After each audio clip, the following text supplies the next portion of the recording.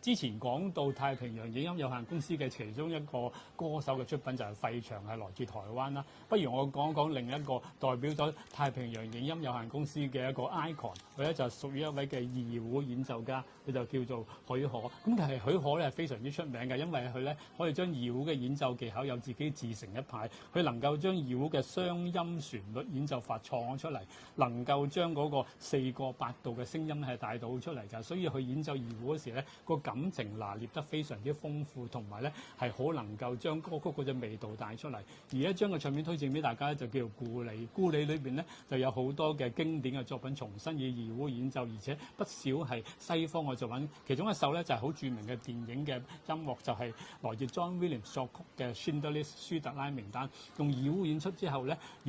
咧，更加感覺到嗰首歌嘅嗰個悲動嘅感覺咧係非常之入味。而另外一首咧，佢就將迪士尼嘅作品 Mary Poppins 裏邊嘅一首嘅 Chim Chim Cherry 咧，就用二胡演奏之後咧，亦都有嗰種嘅活潑啊同埋輕鬆嘅感覺，係可以將快同慢咧處理得非常之到位。而另外一首嘅作品推薦俾大家咧，呢張唱片咧就叫做道，道咧係比較偏向去中國嘅音樂為主，而當中咧去選奏咗咧二泉映月，我諗大家都認識㗎啦。二胡演奏二泉映月，真真正正係將嗰種嘅月光嗰種嘅味道氣味咧係表達咗出嚟，而且許可嘅技巧非常之高。我之前提及到佢演奏